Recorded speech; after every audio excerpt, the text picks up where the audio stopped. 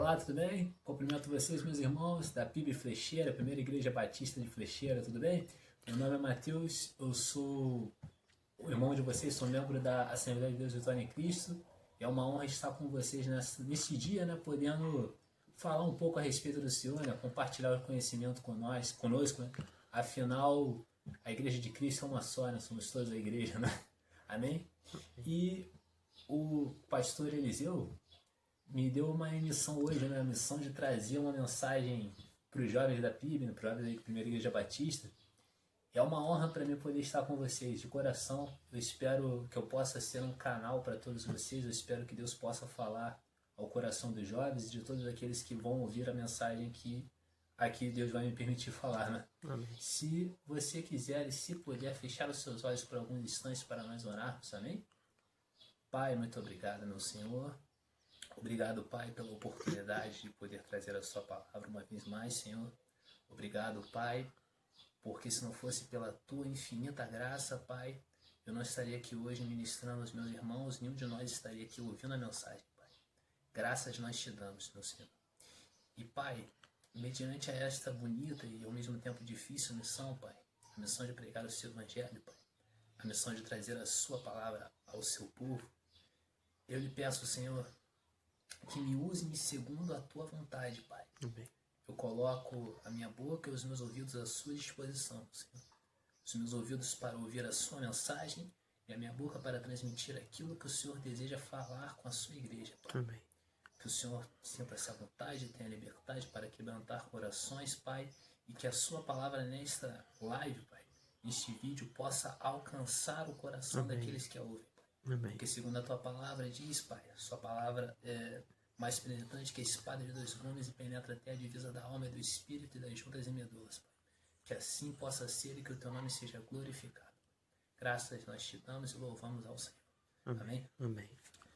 Me foi encarregada a missão de falar para vocês hoje a respeito dos pensamentos, não é? Os pensamentos, nós somos como jovens, não é? Nós temos vários pensamentos, nós pensamos muito nos nossos momentos do dia a dia, nós pensamos no futuro, o que nós vamos ser daqui a 10 anos, como é que vai ser a nossa vida, né? A vida inteira ela é pautada de pensamentos. E tendo como base isso, nós vamos ler rapidamente a carta de Paulo aos Romanos no capítulo de número 12, no versículo de número 2, quando ele diz assim: não vos conformeis com este mundo, mas transformai-vos pela renovação do vosso entendimento, para que experimenteis qual seja a boa, perfeita e agradável vontade de Deus. Ora, o apóstolo Paulo os incentivou a crerem e serem transformados, a não deixarem se moldar por mundo, dos sistemas das coisas dos seus dias. Os sistemas das coisas que nós estamos inseridos. Nós estamos, como Cristo diz, o mundo jaz no maligno. Nós não pertencemos ao mundo, nós não somos desse mundo. Eu diria que nós somos alienígenas. Nós estamos nesse mundo, mas não pertencemos a ele. E Paulo, escrevendo aos Romanos, anteriormente, esse versículo que eu acabei de ler, no versículo de número 1, Paulo diz algo interessante. Rogo-vos, pois, irmãos, que apresenteis o vosso corpo em sacrifício vivo. Ora, veja bem, o mesmo Paulo que no versículo 2 manda que os irmãos mudem o seu pensamento, no versículo 1 ele diz que apresenteis o vosso corpo em sacrifício vivo. Por quê? Porque você pensar diferente do mundo requer um sacrifício. Você pensar como Cristo gostaria que você pensasse vai requerer um sacrifício da sua parte. Porque o mundo, a igreja vai na contramão do mundo. Muitas coisas nos são oferecidas nos dias a dias, muitas coisas que tentam distorcer aquilo que é certo, aquilo que é errado perante a nossa crença, que tentam distorcer os nossos costumes, a nossa conduta, muitas vezes a nossa maneira de falar. O mundo tenta se opor à igreja.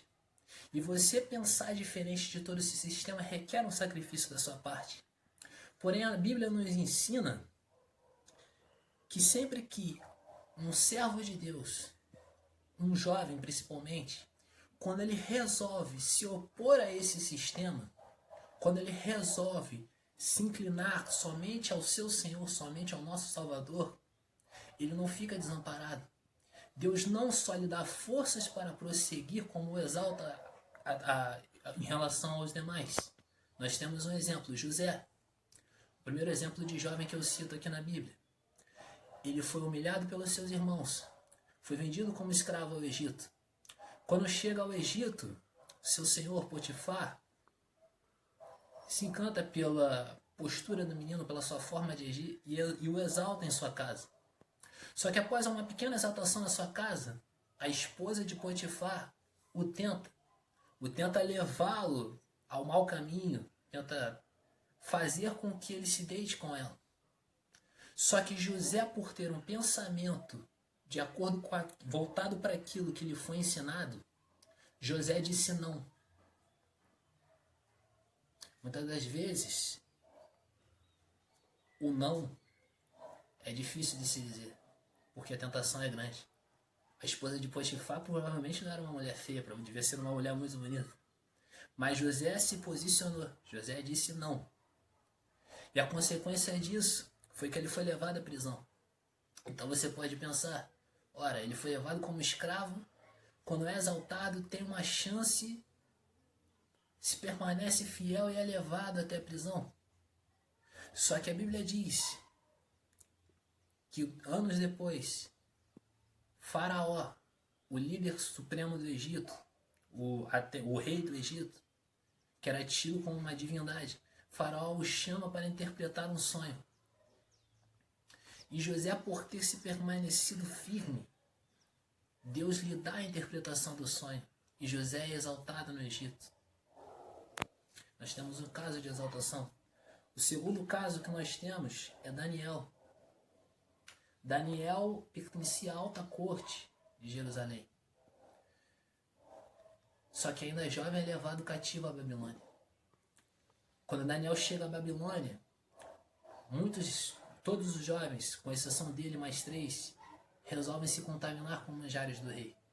Cerca de 10 mil foram levados cativos, então, seguindo essa matemática, seriam 9.996 jovens foram levados cativos. 9.996 jovens, além deles 4, ou seja, 10 mil jovens no total. Só que ele e os 3 resolveram não se contaminar, ou seja, o pensamento deles estava alinhado com Deus. E a palavra diz que Deus lhe deu sabedoria mais do que todos os demais. E Daniel conseguiu enfrentar. E Daniel foi exaltado. O que eu quero dizer é que, como Jesus disse, passarão céus e passarão terra, mas a minha palavra permanecerá. O que eu quero dizer com isso? Talvez você esteja passando por um período difícil, justamente por permanecer fiel, justamente por manter o seu pensamento alinhado com o pensamento de Cristo. Mas eu quero dizer uma coisa, momentos ruins passam, mas aquilo que Deus tem para você, a palavra dele, prevalece. Permaneça fiel. A nossa mente, ela é um campo de batalha. O que nós temos em nossa mente reflete o nosso exterior. O que nós temos em nossa mente aponta para onde nós vamos chegar. O que nós temos em nossa mente reflete todas as nossas ações. Ainda em Daniel, no segundo episódio em que Daniel sofre uma perseguição, antes de Daniel ser jogado na cova dos leões, a Bíblia diz que o rei deu um edito sobre o qual não se podia clamar a nenhum outro Deus, somente o Deus babilônico. Porém, Daniel, a Bíblia deixa bem claro no versículo 10 do capítulo 6, que Daniel vai para o seu quarto orar. Só que quando Daniel vai para o seu quarto orar, a Bíblia diz que as janelas do seu quarto estavam abertas em direção a Jerusalém. Por que em direção a Jerusalém? Porque Daniel estava em Babilônia, mas não era de Babilônia. Daniel estava em Babilônia, mas a sua mente estava apontada para Jerusalém. Por que Jerusalém? Porque Jerusalém era onde ficava o templo. O segredo, creio eu, que para que você permaneça de pé nesse mundo maligno é aonde você direciona a sua mente. O culto dura 2 horas. Você se reúne 2, 3 vezes na semana na igreja para cultuar. Mas a sua vida aqui fora tem que estar alinhada com aquilo que você aprendeu na igreja. Eu estou aqui fora, mas estou alinhado com a presença do Senhor. Eu estou aqui fora, mas estou pensando naquilo que me foi instruído. Porque o que eu trabalhar no meu interior vai refletir no meu exterior. E moldando a conhecer a verdadeira paz e alegria. Aprender a controlar os seus pensamentos. O ser humano ele tem 5 sentidos. Dentre esses 5 sentidos, eu destaco a visão e a audição. Por quê? O próprio Jesus disse que a fé viria pelo ouvir e ouvir a palavra de Deus. E a visão, porque tudo começa a partir da forma como você enxerga a sua realidade. Jesus, no Evangelho de Mateus, no capítulo 5, ele diz que somente de olhar, somente de atentar a uma mulher para cobiçar, você estaria adulterando com ela no seu coração. Só que o interessante do texto é que Jesus, quando ele fala que quando você atenta para uma mulher, Jesus também destaca o coração. Por quê? É do coração que procede todos os pensamentos. O coração é como se fosse o combustível para que a sua mente possa projetar as coisas ao seu redor. O coração, como o apóstolo Paulo diz, cita os frutos do Espírito, amor, gozo, paz, longanimidade, é onde guarda os sentimentos. E são os sentimentos que podem te levar à perdição ou à salvação. Quando Deus escolhe a Davi, Deus não atenta somente para as suas atitudes, mas Deus atenta para o que se passava dentro do seu coração. Por que eu digo isso? Samuel, no capítulo de número 2, você pode conferir, que ele procedia segundo o coração de Deus. Mas quando Deus fala de Davi, ele diz: Davi é um homem segundo o meu coração. Por quê? Não basta somente você proceder segundo o coração de Deus. É necessário você sentir segundo o coração de Deus. É necessário você sentir como Ele sente. E é esse o ponto da questão que eu quero chegar. Nós precisamos moldar os nossos pensamentos em Cristo se desejamos experimentar a vida abundante e plena que Deus nos prometeu. E como você me instrui a fazer isso, Mateus? Primeiro se volte para Ele. Abra o seu coração para Ele. Jesus disse: eis que estou à porta e bato. Ele não arromba a porta. É necessário que você dê o primeiro passo em direção a Ele para que Ele possa dar o segundo em direção a você. Na parábola do filho pródigo, talvez alguém que esteja assistindo tenha se afastado.